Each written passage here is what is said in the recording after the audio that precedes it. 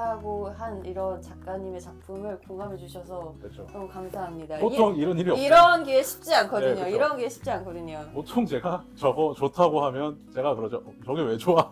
그렇죠. 이제 정래아 대표님께서는 제가 이 전시 좋아요라고 하면 아 그럼 걸러야겠네요 라고 네. 말씀하시는 그렇죠. 분이라서 이제 그 전시 말고 다른 전시로 가야겠구나 하고, 저도 뭔가 제가 전시를 보고 좀 마음에 안 들면 이제 이렇게 얘기를 하죠. 네. 와보시면 좋을 것 아, 같다. 네네네. 근데 제가 이게 오해하지 마셔야 될 게, 제가 별로라고 하는 건 제 취향에 안 맞는다는 거지 뭐 전시 퀄리티가 떨어진다거나 이런 것들은 아니에요. 네. 또 한 명 한번 정해줘 보세요. 되게 재밌네요. 저는 오히려 저 작품은 정래 대표님 취향일 거야 라고 생각하면서 다가갔는데 야 이렇게 촘촘하게 그려내다니 라고 생각했던 작가가 있어요. 지금 갤러리 이름이 생각이 안 나는데 네. 노현우 작가라고 음. 풍경을 그렸습니다. 네. 근데 작품 제목이 그 숫자로 영화 파묘에 나온 것처럼 숫자로 이렇게 표시가 되어 있어요. 그렇죠. 그게 제가 어디서 들었는데 하늘의 그 좌표라고 네. 했던 것 같아요. 지도상 좌표를 말하는 위도와 경도 네. 그거를 말하는 것 같아요. 네. 네. 근데 그게 사진이 아니고 네. 붓으로 다 일일이 그려내셨는데 그 사진이 주는 선명함도 아니고 그 뭐랄까 직접 회화가 갖고 있는 어떤 손맛만을 강요하는 것도 아닌 묘하게 그 중간 지점을 잘 잡으셨다는 생각이 들더라고요. 그게 그러면 이제 실제 풍경을 거기 가서 그리시는 건가요? 아니면 뭐 구글 맵이나 이런 것들을 보고 그리는 건가요? 그것까진 저도 잘 모르겠습니다. 네. 근데 제가 그 작가님 작품을 우연히 인사동의 한 갤러리에서 개인전을 했을 때 한번 가서 본 적이 있거든요. 그때도 야, 이 작품 되게 인상적이다, 특이하다 라는 생각을 하고 있었는데 정말 잊고 있다가 오래간만에 다시 페어에서 본 거예요. 그렇죠. 네. 그래서 이게 약간 오해가 있을 수 있는 부분이 있는데, 보통 우리가 이제 학교에서 네. 편의상 작가를 이론과에서 구분할 때 네. 보통 우리가 이제 학과에서 일반적으로 구분할 때 페어형 작가와 네. 비엔날레형 작가로 이렇게 네. 크게 구분을 하거든요. 네. 이건 이제 공식적인 구분이 아니라 이 작가님은 좀 상업적인 성향이 강하고 이 작가님은 조금 더 예술적인 활동을, 그러니까 이게 또 이렇게 말하면 또 상업적인 게 예술성이 아니다라고 돼버리긴 하는데 그렇죠. 그건 아니니까. 아. 네. 아무튼 그렇게 이제 구분을 하게 되는데, 그러면 이제 아트 페어에 가면 우리가 생각하기에는 네. 뭔가 되게 상업적이고 좀 장식적이고 조금 더 예전 고전식으로 말하면 약간 살롱 스타일의 작품이 많이 나올 것 같은데, 요즘 또 그렇지 않은 것 같아요. 네. 네, 그러니까 아까 지금 말한 어떤 좌표를 작품에 반영했다는 것들은 작가의 철학이 확실하게 들어간 것들이거든요. 그렇죠. 그러니까 그냥 일반적인 풍경이 중요한 게 아니라 그 위도와 경도에 정확하게 있는 그 어떤 지점들이 의미가 생기는 거고, 네. 그 지점을 다시 자기 손으로 뭔가 네. 표현을 했을 때도 다시 뭔가 확장된 철학성이 이렇게 나타나는 거거든요. 근데 저도 작품을 같이 보긴 했지만 제가 정확하게 작품을 몰라서 네. 어떤 철학이다라고 말씀드릴 수는 없지만, 그게 아트 페어가 아까 말한 대로 제가 좀 아쉽다고 한 것처럼 좀 규모가 좀 줄었다, 규모가 좀 사람이 좀 없다, 좀 관심도가 떨어진다라는 게, 근데 이게 아쉽다고 얘기는 했지만 지금 얘기를 나누면서 드는 생각인데 네. 약간 조금 더 선진국에 가까워진다?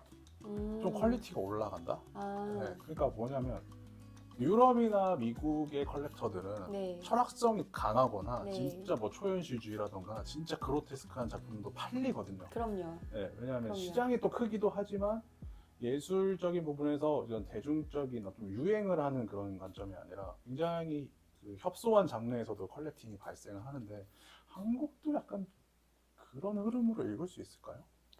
저는 그 초입에 들어서고 있지 않나라는 생각을 해요. 왜냐면 MZ 세대들의 미술 시장 유입도 분명 한몫했을 거고요. 그 다음에 사회가 바뀌어가면서, 그 다음에 시대가 바뀌어가면서 저는 개인적으로 예술이 한 번도 동시대적이지 않은 적이 없다. 우리가 미처 몰랐거나 못 쫓아갔을 뿐이지 예술은 항상 사회를 반영하고 시대를 반영했는데, 이게 상업적인 부분에서도 이제 조금 더 적극적으로 보여지고 있지 않을까라는 생각이 듭니다. 네, 그래서 어떻게 보면 과도기라고 네. 생각을 하는데 네. 예전에는 페어에 내려면 이렇게 그려야 한다는 어떤 암묵적인 공식 같은 것들이 있었다면 아, 지금은 그래요? 뭐 굉장히 아방가르드한 작가들도 충분히 페어에 나오고 있고 지금 뭐 원로 선생님들 작품도 보면 기존의 이런 추상화라든가 이쪽을 내는 선생님들 외에도 또 아방가르드 쪽 그 라인의 작가분들도 굉장히 많이 페어에서 거래가 활발하게 되고 있잖아요. 그래서 약간 그런 지점을 허유링 큐레이터님이 추천해준 작가 좀 읽을 수 있지 않았나? 그래서 조금 의미가 있는 것 같아요. 아, 그래요? 감사합니다. 그러니까 이런 것들이 제가 허유링 큐레이터를 모셨을 때 되게 좋은 점이라고 생각을 해요. 그러니까 혼자만 계속 뭐 강의나 뭐 제 분야에서 떠들면 제 주장만 하게 되니까 아, 네. 어떤 뭐 그런 지점을 발견해 주셔서 고마운 것 같습니다. 아, 감사합니다. 하나만 더 해볼까요? 네. 뭐 또 마음에 드시는 거 또 하나 더 있을까요? 아, 지금 약간 어떤 풍경에 대해서 네. 약간 같은 작가는 아니지만 그 풍경을 다룬 두 작가분을 꼽으셨다면 네. 또 다른 결의 작가 한 분 더 한번 꼽아보시는 건 어떨까요? 국적을 좀 다르게 한다는 아, 예, 예. 개인적으로는 올미아트 스페이스에서 만났던 마츠다 유코라는 일본 이 젊은 작가, 젊은 여성 작가 작품이라고 해요. 그분의 작품이 되게 잔상이 오래 남고, 약간 그 젊은 여성 작가보다 특히 일본 작가 같은 경우에 어떤 지점이 좀 좋으셨을까요?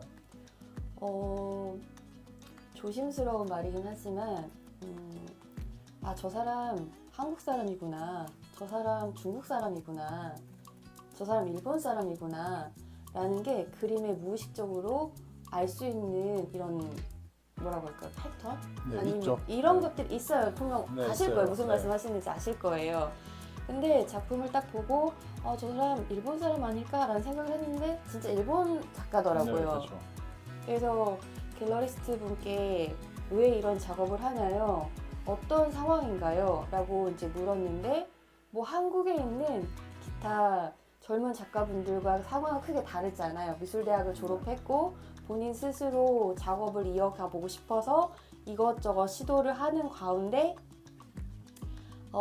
자기 내면을 이제 계속 부딪히는 연습을 한다라는 이야기를 해주시더라고요.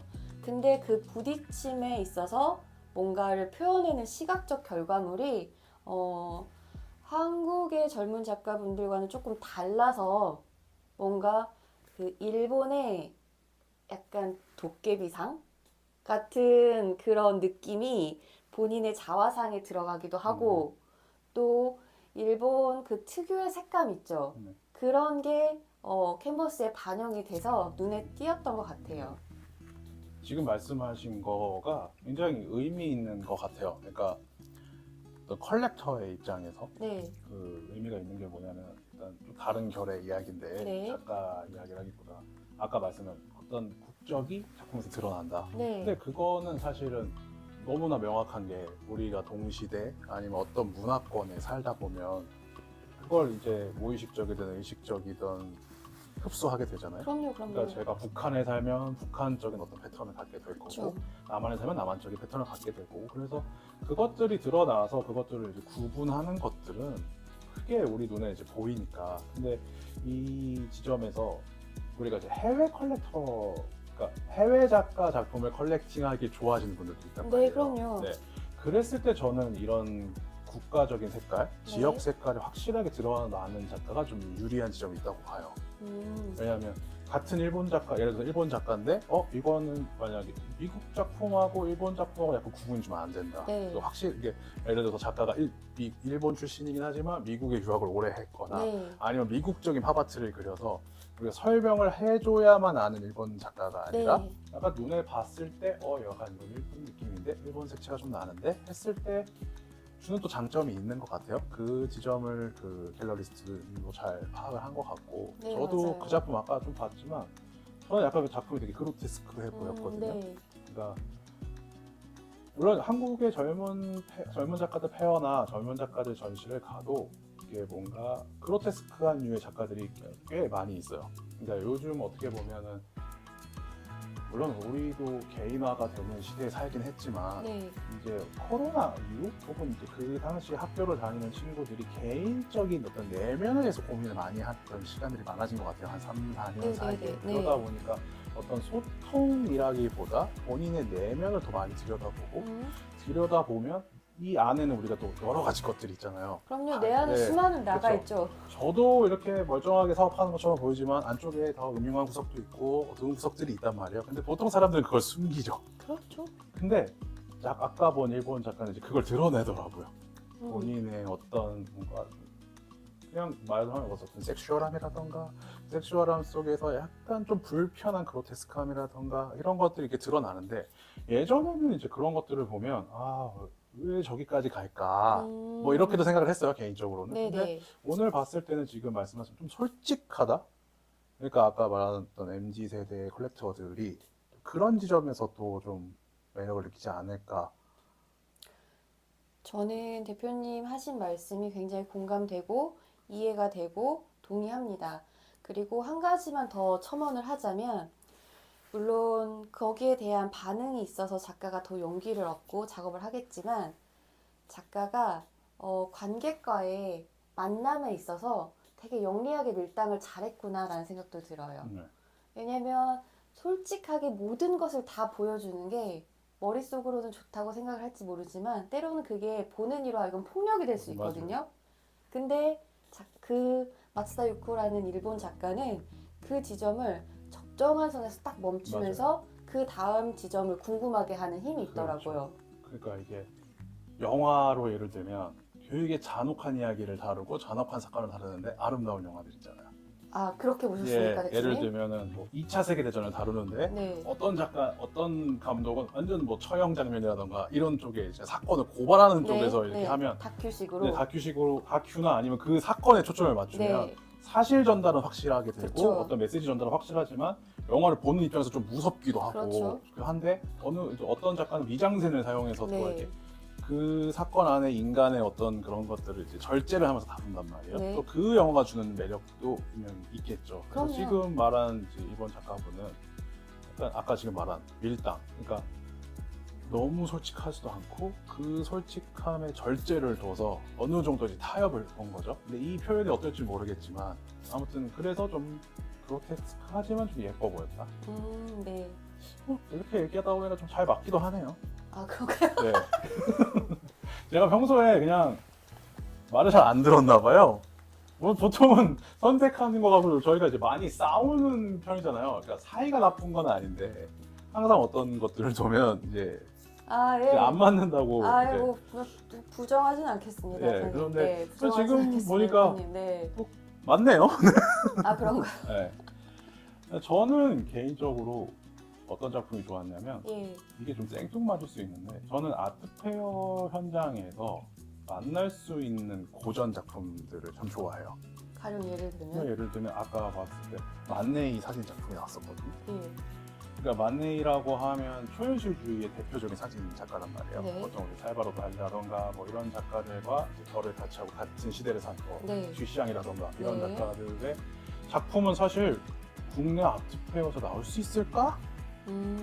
뭐 사실 상상조차 하지 않고 사실 뭐 유럽이나 뭐 미국의 미술관, 박물관을 가도 거기에 있잖아요. 네. 모마라던가 뭐 네. 컴퓨터 센터에 가야 그 사진들을 만날 수 있는데 전 아까 좀 놀랬던 게 만네이 사진이 여기 있다고?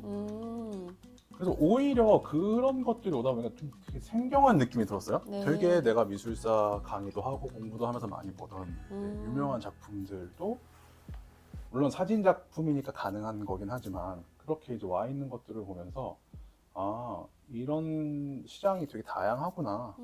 그리고 그런 지점들도 그리고 만네이가 약간 우리가 예술학을 전공해서 그럴 수도 있어요. 네. 예술학 시간에 만네이가 나오고 쥐샹이 나오면 이제 우리한테 그게 과제잖아요. 그렇죠.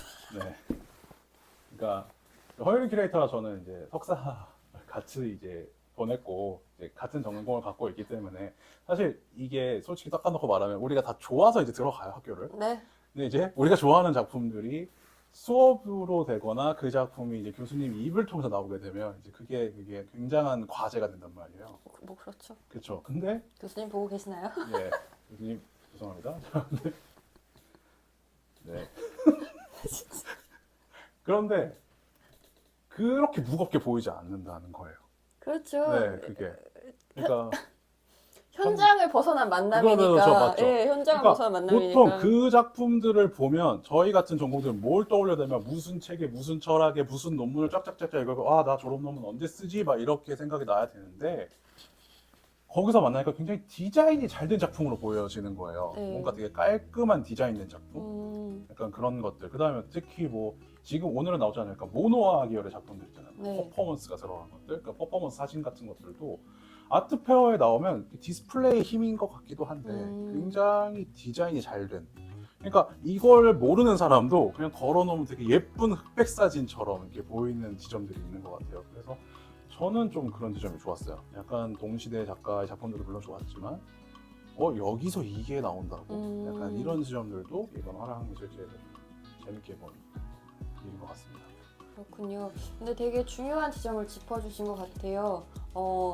저는 말씀 주신 부분에 있어서 어떤 생각을 조금 해봤냐면은 보통 한국 미술 시장은 회화를 굉장히 많이 선호하세요. 그렇죠. 벽에다가 이렇게 걸 수 있는. 맞아요. 근데 뭐 몇 년 전부터 꾸준히 나타난 추세긴 하지만 다양한 장르, 조각이라든지 설치라든지 근데 이제 사진도 당연히 많이 나오고 있지만 정래 대표님께서 이 짚어주신 이 만네이 작품 같은 경우는 사진 작품인데 되게 신선했어요. 그래서 이렇게 또 침투하고 들어오는구나 라는 생각도 들고 그러니까 저는 이게 약간 패키징 관점으로 보면 좋을 것 같아요. 네.